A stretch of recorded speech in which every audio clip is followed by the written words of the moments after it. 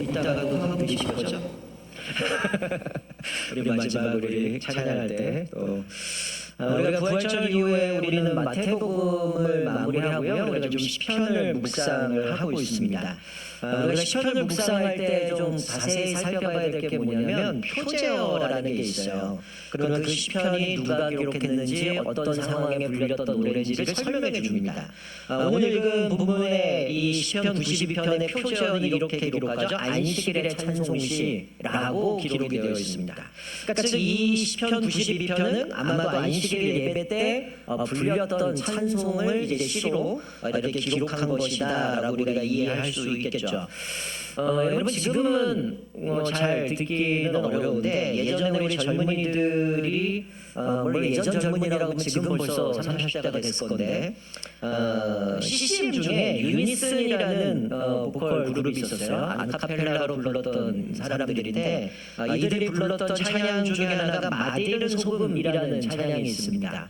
아마 제가 가사를 좀 읽어드리면 여러분이 아마 웃겠지만 이 그냥 웃음으로만 끝날 수 있는 찬양은 아닌 거죠. 우리가 좀 나를 좀 돌아볼 수 있는 건데 가사를 좀 읽어드리면 이런 가사입니다. 드라마 끝까지보다 지각 예배, 스포츠 중계보러 일찍 귀가, 예배드리러 왔는데 스포츠 때문에 일찍 갔다는 거예요. 다음 주는 바캉스를 떠나오니 오 주여 해변으로 임하소서. 장로님의 기도 때는 낮잠 보충, 목사님의 설교 때는 설교 비판, 하지만 축도는 받아야지 아멘. 끝나자마자 서둘러 퇴장. 자, 2절입니다. 성가대가 노래하면 실력평가, 안 가져온 헌금 찾아 지적지적, 밥 먹을 때 누가 볼까 눈만 껌뻑, 술 마시고 담배 필 때 무신론자, 목사님이 몰라준다 투덜투덜, 보기 싫은 사람 있어 교회 바꿔, 그래도 헌금은 꼬박꼬박, 왜냐? 봉사하면 그 대가로 복을 받을 테니. 내가 믿기 편한 방식으로 자기를 위한 예수님을 만들어내고 마음에 드는 말씀 골라 자기에게 이롭도록 해석하지. 내가 믿기 편한 방식으로 나를 위한 예수님을 만들어내니 십자가에 못 박히신 예수님은 없네.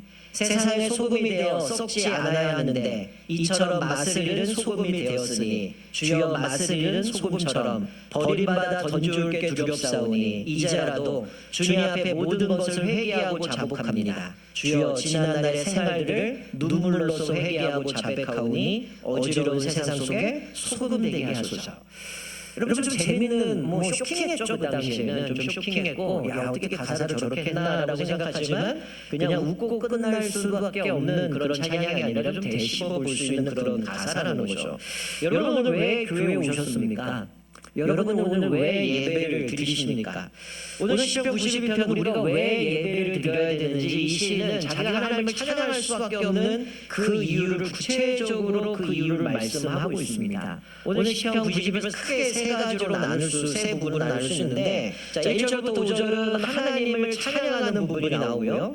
6절부터 11절은 악인들을 고발하고 있고요. 12절부터 15절은 의인들에 대한 칭송으로 세 부분으로 나눌 수 있습니다. 자, 구체적으로 살펴보면 오늘 이 시인은 먼저 하나님께 내가 감사하는 이유, 찬송을 올리는 것, 즉 예배하는 것이 왜 기쁜 일인지를 고백해요. 오늘 이 시인은 왜 기쁘다고 얘기합니까? 1절부터 3절이 묶여있는데 자, 그 부분에 이렇게 얘기를 하죠. 하나님의 인자하심, 즉 사랑과 성실하심 때문에 예배드린다는 거예요. 이 표현대로 아침마다 주의 인자하심을, 밤마다 주의 성실하심을 감사한다는 거예요. 표제어는 안식일에 불렀던 찬송이라고 얘기하지만 이 시는 아침마다 밤마다 주님의 성실하심, 주님의 사랑하심, 인자하심을 고백했다라는 것은 이 시인이 매 순간순간마다 하나님의 사랑과 신실함이 얼마나 큰지를 고백하고 있는 거예요. 그 은혜가 너무 크니까 그것만 생각만 하더라도 너무 기쁜 일이니까 온갖 악기를 동원해서 하나님을 찬양합니다. 여기 나오는 시편금, 빗바, 수금은 뭡니까?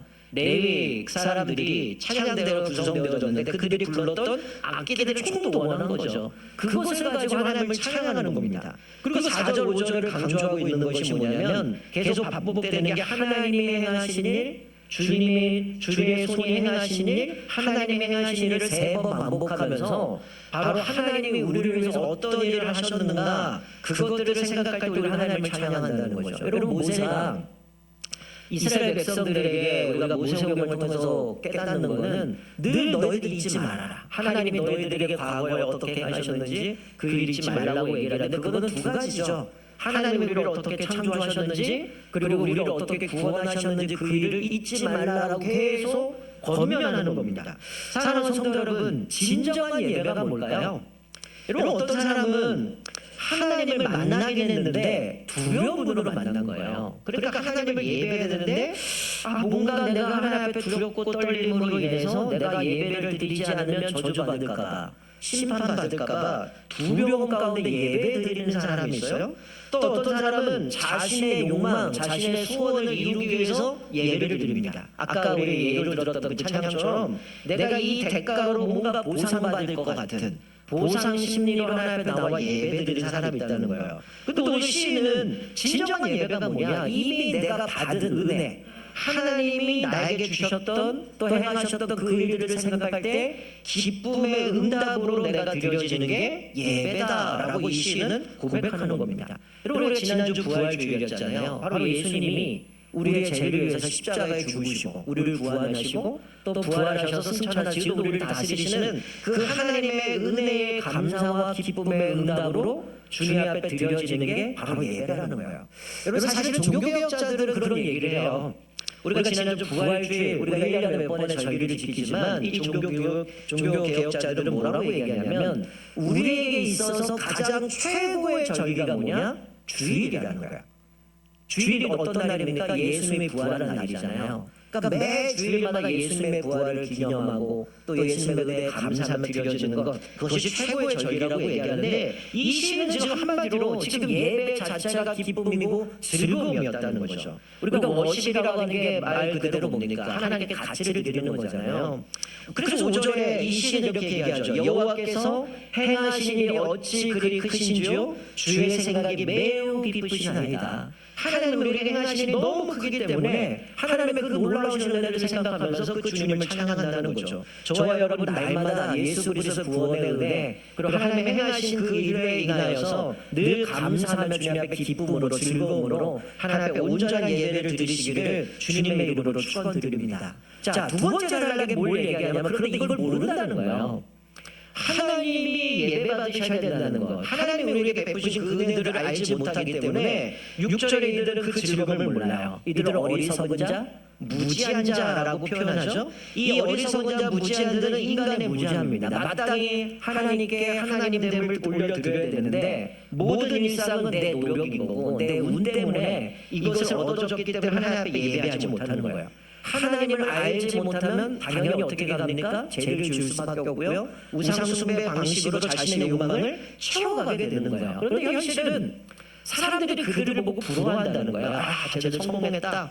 쟤들 잘 나가네. 뭔가 쟤네들을 잘 준비되어서 이렇게 가네라고 착각하며 살아가요. 승승장구하는 것 같고 잘 되는 것 같기 때문에 그래요. 근데 문제는 뭐냐면 우리 기독교인들조차도 그들을 보면서 동경하고 때로는 그들이 걸어갔던 방법들을 추종해요. 왜 그럴까요? 하나님이 개입하지 않는 것 같고 하나님의 개입이 더디는 것 같기 때문에 우리는 자꾸만 그들을 동경하고 쫓아갑니다. 자, 그런데 오늘 시인은 뭐라고 고백합니까? 이들은 풀과 같다라고 얘기해요. 여러분, 우리가 초롱이에서 풀을 많이 깎아보고 그 자라는 걸 보면 아시지만 비가 오거나 이러면 풀이 얼마나 금세 자랍니까? 근데 아기들이 그렇다는 거예요. 마치 풀과 같이 순식간에 자라서 뭔가 결실을 맺는 것 같은데 오늘 이 시인은 풀과 같이 자라나 악을 행하는 자들은 결국 망한다라고 얘기를 해요. 영원히 멸망당할 거다라고 얘기를 해요. 현실은 잘 되는 것 같지만 결국은 모든 심판을 받을 것이라고 말씀하는 거예요. 우리 시편 1편에 잘 알다시피 악인은 바람에 나는 겨와 같다. 이게 무슨 얘기예요? 뿌리가 없는 거죠. 뿌리가 없기 때문에 바람에 나는 겨와 같다라고 얘기를 해요. 그러나 오늘 본문에서는 왜 하나님은 그들을 심판하실까요? 8절에 보니까 여호와는 영원토록 지존하시다. 지극히 존귀한 분, 즉 하나님은 영원히 높음을 받으실 분이기 때문에 그 악인들의 그 잘못된 모습을 보지 못하시는 거예요. 그들을 멸망시킨다는 거죠. 그리고 9절에 다시 한번 강조하죠. 원수들을 패망한다. 죄를 행하는 사람들은 흩어질 것이다 라고 얘기를 해요. 여러분, 왜 하나님이 이들을 심판할까요? 하나님이 의로운 자들을 돌보시고 인도하시기 때문이라는 거예요. 그래서 우리가 무엇보다 이 땅에 살아가면서 공의와 정의를 행하셔서 주의 백성들이 이 땅에 어떻게 의롭게 살아가야 되는 그 이유를 말씀으로 알려주시는 겁니다. 결국 그들이 승승장구하는 것 같고 성공하는 것 같지만 하나님은 그들을 다 심판하시고 그들이 망하게 될 거라는 거죠. 자, 그러면 우리가 의롭게 살아갈 때, 오늘 표현한 거죠. 의인으로 살아갈 때 어떤 일이 일어납니까?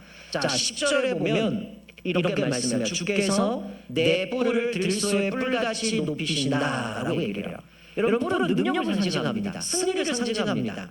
여러분, 그래서 내 뿔을 들소의 뿔같이 높이신다는 얘기는 하나님이 자기 백성의 뿔을 높이셔서 우리를 공격하는 그 원수들을 얼마든지 물리칠 수 있는 능력을 주시고 승리를 약속해 주시는 거예요.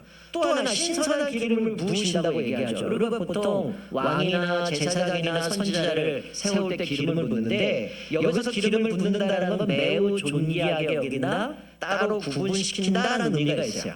그러니까 하나님은 이 혹독한 세상에서 얼마나 우리가 지칠 대로 지쳐 있습니까? 그러나 하나님은 그 지친 자기 백성에게 힘을 주시고 영혼을 소생시켜 주시고 우리의 삶에 개입하셔서 우리의 모든 것을 붙들어 주신다고 말씀하는 거예요. 그래서 지금 시인은 악인과 의인을 대조하면서 얘기를 하는 거죠. 그런데 이 시인은 내가 왜 하나님을 예배하다가 즐거움으로 기쁨으로 드리는 예배 왜 드리는가? 하나님이 나에게 그 베푸신 사랑, 하나님의 그 신실하심 때문에 하나님을 찬양하는 거고, 또 하나님이 나에게 행하신 일들을 생각할 때 하나님을 기쁘게 찬양할 수밖에 없음을 고백하고 있는 거죠. 그러니까 자기 백성을 존귀하게 하신 하나님이 어떻게 하십니까? 내 눈앞에서 그 원수들을 벌하시는 것을 보게 하셔요.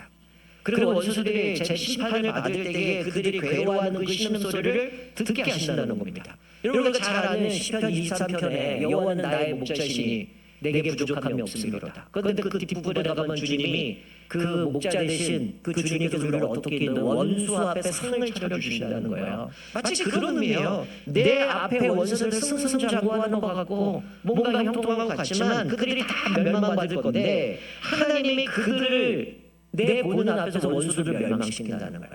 그들이 신음하고 고통스러워하는 소리를 듣게 만드신다는 거죠. 그러니 아무리 악이 성행하는 것 같고 그들의 우리의 눈에 볼 때에 그들이 뭔가 승승장구하는 것 같지만 뭘 기억하셔야 돼요? 전능하신 하나님께서 그들을 넘어뜨리고 우리는 하나님께서 붙들어 주심을 기억하셔야 된다는 거예요. 그래서 결국 시인은 주님을 예배하고 기뻐할 수밖에 없는 그 이유가 뭐냐? 다시 한번 강조하면서 찬양하는데, 자 12절 보세요. 자 12절에 우리 같이 한번 읽겠습니다. 12절 같이 읽습니다. 시작. 의인은 종려나무같이 번성하며 레바논의 백향목같이 성장하리로다. 자 여러분, 종려나무가 무슨 나무입니까? 대추야자입니다. 여러분 드셔보셨죠? 지난번에 제가 성주 출라가 이 되게 달아가지고 못 드신 분도 있는데, 여러분 종려나무라는 거는 고온 건조한 지역에서 자라요. 쉽게 상상을 하면 여러분 제주도 가면 열대나무들 있잖아요. 그런 야자들을 길게 나무가 뻗어서 끝에 열매가 맺힌 것처럼 종려나무도 마찬가지입니다. 건조한 지역에서 서식하면서 줄기가 곧게 하늘로 솟아가고 이 열매가 오랫도록 맺는 특징이 있습니다. 그런데 하나님은 바로 의인들은 이렇게 만들어주신다는 건 뭡니까? 생존력, 그리고 풍요를 상징하는 거죠. 하나님을 예배하고 하나님이 하나님됨을 인정하고 찬양하고 예배하는 사람들은 마치 종려나무처럼 그렇게 생존력과 풍요를 상징하는 그 나무처럼 성장하도록 이끌어 가신다는 거예요. 또 레바논의 백향목이죠.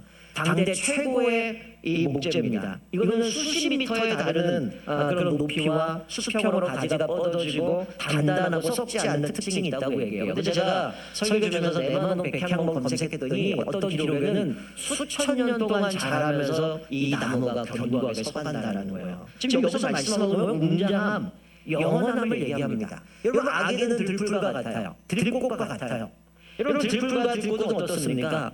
1년이 못 넘어가죠. 잠깐 자라다가 시들어버리고 그냥 사라져버리는데 오늘 하나님은 이 의인은 어떻게 한다고요? 종려나무처럼, 그리고 레바논의 백향목처럼 어떻게 한다는 거예요? 견고하게 세워가신다는 거죠. 이게 지속적으로 성장하게 만든다는 겁니다. 이 레바논의 백향목은, 이 웅장한 나무는 여러분 알다시피 뭐 갈대나 뭐 들풀 같은 바람 불면 휘청휘청 되지만 이 레바논 백향목 어떻습니까? 흔들리지 않아요. 아무리 힘든 세파가 찾아올지라도 흔들리지 않아요. 썩지 않고 단단하다는 얘기는 뭐냐면 부패와 세상의 타락 속에서도 변질되지 않고 견고하게 서가는 모습을 보여주는 거죠. 바로 이 시인은 종려나무와 레바논의 백향목처럼 하나님을 하나님에게 인정하고 하나님이 우리에게 행하신 그 일들, 또 하나님의 사랑과 신실함을 고백하는 그 사람들을 생명력과 견고하게 세워가셔서 지속적으로 성장하도록 만들어 가신다는 겁니다. 여러분 왜 그럴까요? 오늘 시인은 그렇게 고백하죠. 여호와의 집에 하나님의 뜰에 심기어졌기 때문이다라고 얘기를 합니다. 여러분 시편 1편에도 보여주는 것처럼 복 있는 사람을 이야기하면서 시냇가에 심은 나무로 비유를 들죠. 그 뿌리가 깊이 내려가므로 물이 마르지 않고 또 그 잎사귀가 마르지 않고 많은 열매를 맺고 형통할 거다라고 말씀한 것처럼 오늘 동일하게 얘기를 합니다. 왜 여호와의 집에 하나님의 뜰에 심기어졌기 때문에 이 의인들은 하나님께서 견고하게 생명력을 보존하시고 지속적으로 성장해 가기 때문에 그렇게 형통한 모습으로 인도해 가신다는 거예요. 자, 이렇게 의인은 이렇게 살아갈 때 어떤 삶을 누리게 돼요? 앞에서 계속 비교하는 거죠. 아기는 불불처럼 순식간에 사라지지만 지속적으로 성장한다는 거예요. 계속 하나님의 동행과 인도하심과 보호하심을 말씀하는 거예요. 자, 그래서 뭐라고 말씀합니까? 14절에 늙어서도 여전히 결실하며 진액이 풍족하고 빛이 청정하다라고 얘기를 합니다. 여러분 필연적으로 우리의 육신은 나이가 들어가면 들어갈수록 쇠잔을 들 수밖에 없어요. 우리는 아담과 이후에 타락한 이후에 우리 인간은 죽음을 맞이하게 됩니다. 그러나 예수 그리스도 말미암아 죽음에서 해방됐고 영원한 생명을 누리게 된 우리 육체는 반드시 쇠잔을 갈 수밖에 없어요. 자, 그런데 하나님은 뭐라고 말씀하세요? 늙어서도 여전히 결실하고 진액이 풍족하고 빛이 청정하다. 영생불사한다는 얘기니까 아니에요. 우리의 육신은 쇠잔할 수 있지만 어떡하냐? 우리의 영혼은 날마다 하나님의 공급하시는 은혜 가운데 풍성한 삶을 살아갈 수 있는 거죠. 왜 우리에게 번성할 수 있습니까? 우리에게 능력이 있거나 우리가 무엇을 했기 때문이 아니죠. 그 비밀은 바로 진정한 비밀은 여호와의 집에 하나님의 뜰에 거룩한 토양에 심겨졌기 때문이라는 거예요. 그러면 하나님을 떠나서 내가 어떤 노력으로 힘으로 뭔가를 이루겠다. 그건 다 허상이라는 거예요. 들불처럼 갑자기 성장할 수는 있지만 반드시 멸망받을 거라고 얘기를 하는 겁니다. 그러나 늙어도 여전히 결실하고 진액이 풍족하고 빛이 청정하다는 얘기는 하나님의 끊임없는 보호와 돌봄을 받기 때문에 믿음으로 든든히 서갈 수 있음을 말씀해 주고 있습니다. 저와 여러분은 하나님의 자녀들을 평생 번성할 수 있도록 보호하시고 또 인도하시고 배려하시는 하나님의 은혜를 날마다 찬양하며 주님을 높이시기를 주님으로 축원드립니다. 여러분 그래서 15절에 이 시인은 이렇게 고백하는 거죠. 여호와의 정직하심과 의지할 바위 되심과 그에게 불의가 없으심을 온 세상에 선포하며 살겠다. 내가 지금 이 안식일에 이렇게 찬양하지만 그의 삶에 아침마다 밤마다 주님의 사랑과 하나님의 신실하심을 찬양하고 고백했던 것처럼 자기가 살아가는 동안 하나님의 정직하심, 내가 의지할 바위 되시고 하나님의 불의가 없으심을 온 세상에 선포하며 살겠다라고 다짐합니다. 여러분 말씀을 맺겠습니다. 여러분 우리는 대개 믿음이 견고하게 세워지기 전에는 우리가 하나님 앞에 예배드리는 그 이유가 인간적인 동기에서 출발할 때가 많아요. 물론 믿음이 없을 땐 그럴 수 있겠죠. 근데 믿음이 자라가는데도 여전히 그 동기에 머물러 있다면 그건 문제가 있는 거죠. 여러분 인간적인 동기가 뭡니까? 아마 이 자리에도 많이 경험해 보셨을 거예요. 내가 해결할 수 없는 문제를 만났는데 이러지도 저러도 못할 때에 하나님 앞에 나아가서 내 문제를 놓고 하나님 앞에 예배드리는 사람이죠. 여러분 이게 얼마나 중요합니까? 어찌 보면 인간의 한계를 만나서 다른 걸 찾는 게 아니라 하나님 찾고 자연스럽게 주님 앞에 나아가는 건 다양스러운 거죠. 그런데 거기서 멈춰버리면 안 되는 거죠. 그래서 이런 동기로 시작하는 예배는 온전한 예배라고 할 수 없어요. 또 어떤 사람은 마음의 평안을 위해서 예배를 드립니다. 이것도 인간적인 동기겠죠. 그것도 다른 게 아니라 하나님 찾는다는 것은 소중하겠지만 이게 인간적인 동기로 인해서 예배 자리를 찾은 사람은 경험해 보셨잖아요. 여러분 내 동기가 해결되면 문제가 해결되거나 내 필요가 채워지면 어떻게 될까요? 예배 안 하죠. 내가 하나님 앞에 받을 게 없는데 내 문제가 없는데 필요가 채워졌는데 하나님 앞에 예배드릴 이유가 없는 거예요. 그러니 이런 사람들 예배 자리를 떠나기 마련이라는 거예요. 자, 그런데 오늘 반면에 하나님 앞에 이 고백으로 찬양하는 이 시는 뭐라고 얘기합니까? 하나님이 이미 나에게 주신 사랑, 은혜, 하나님의 나를 생각하신 그 일 때문에 하나님 앞에 기쁨으로 즐거움으로 주님 앞에 예배 드리는 거죠. 그렇게 예배하는 사람은 종려나무처럼 레바논의 백향목처럼 하나님의 정원에 하나님의 들에 심기운 나무처럼 영적 생명력으로 충만하게 세워준다는 거예요. 육신으로 병들고 노쇠하더라도 영적으로 살아있다라는 거죠. 그래서 예배자들은 들소의 뿔처럼 강하게 만들고 신선한 기름을 통해서 새롭게 해주시고 우리를 채워주시기 때문에 참된 예배는 이런 기쁨을 누리게 되어진다는 겁니다. 여러분, 내가 드리는 예배는 어떻습니까? 여러분, 오늘 왜 예배를 드리십니까? 혹시 나의 소원 때문입니까? 아니면 나의 평안 때문입니까? 아니면 어려운 문제 앞에 해결할 수 없어서 그 문제를 해결하기 위해서 예수님 앞에 나왔습니까?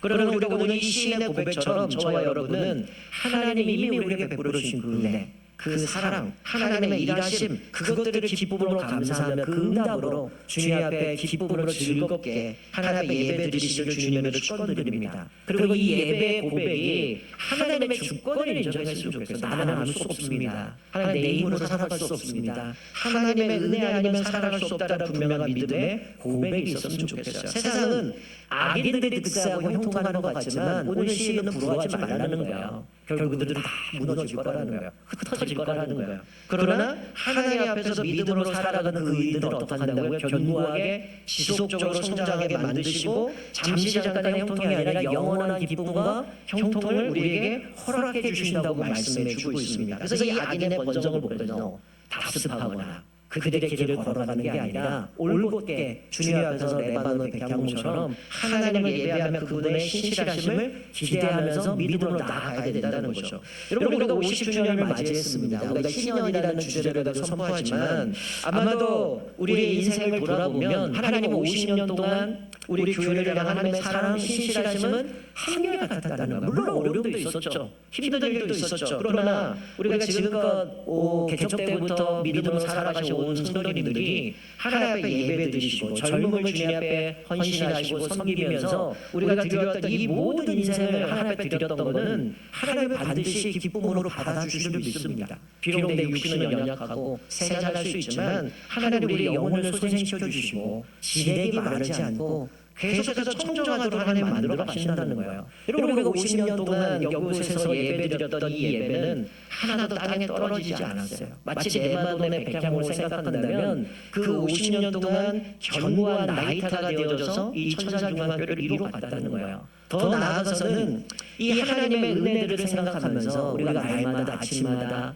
밤마다 하나님의 사랑, 하나님의 신실하심을 감사하면서 날마다 예배하시고 선포하시고 주님을 높이시길 주님으로 축원드립니다. 그리고 더 나아가서 우리가 은혜로 달려온 50년이지만 또 은혜로 달려갈 50년이 있다는 거예요. 우리가 이 예배의 기쁨, 예배의 감격이 고스란히 우리 자녀들에게 계승되었으면 좋겠어요. 이 아이들이 주님 앞에 나와 예배드리는 것, 주님 앞에서 하나님이 나에게 행하신 은혜들, 그 사랑, 하나님의 일하신 일을 고백할 때마다 그 감격 속에서 오늘 시인이 온 악기를 응원해서 주님을 찬양하고 이게 주일만이 아니죠. 아침마다 밤마다 하나님의 성실하심을 하나님의 인자하심을 고백했던 것처럼 우리 자녀들이 특별히 이 성전에 뿌리를 내려서 백향목처럼 또 종려나무처럼 결실하고 또 노년에 대해서도 마르지 않는 그런 열매를 맺어가며 하나님 앞에 그렇게 믿음으로 드려지는 것처럼 우리 자라나는 다음 세대들이 또 우리 1세대 부모님들의 신앙 또 우리 조부모님의 신앙들을 그렇게 그대로 고스란히 이어받아서 날마다 하나님의 은혜와 감격 속에서 하나님을 예배하고 또 주님 앞에 우리 인생을 아름답게 드려지는 저와 여러분 되시기를 주님의 이름으로 축원드립니다. 아멘. 우리 다 같이 일어나셔서